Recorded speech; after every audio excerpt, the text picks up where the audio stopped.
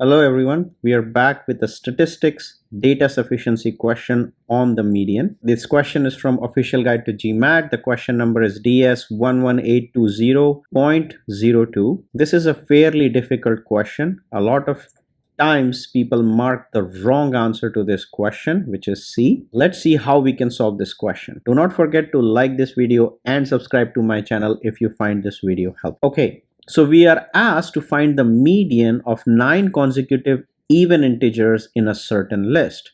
So there are some very important things given here. First of all, we are asked to find the median, but we are given that there is n equal to 9, which is 9 numbers in the list. They are consecutive even integers. So that means that they are in arithmetic progression, and because they are in arithmetic progression, mean is going to be equal to median. And this is going to be very important, because if you can actually calculate mean somehow, then you will be able to calculate the median also. In statement 1, the median of the integers in the list is greater than 0. That doesn't really give us anything, because all we know is the median could be 2, could be 4, could be 6, could be 8.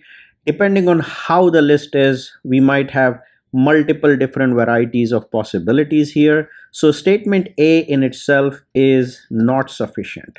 Don't have to do too much work here. Now, statement B is where things get interesting. Of the integers in the list, the sum of the least of the negative integers. So there are negative integers in the list, and the least of the positive integers. And there are positive integers on the list, and we are given a specific sum. There is the least of the negative integers and the least of the positive integers. Now guys, couple of things you need to understand. There are negative numbers in this list, there are positive numbers in the list. That means there has to be somewhere a 0 in this list.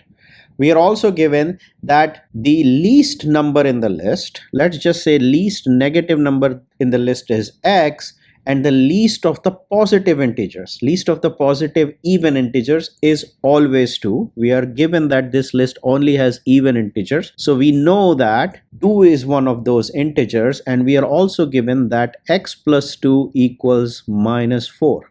What does that tell me about x? It tells me that x equals minus 6. Now this was the least of the negative integers.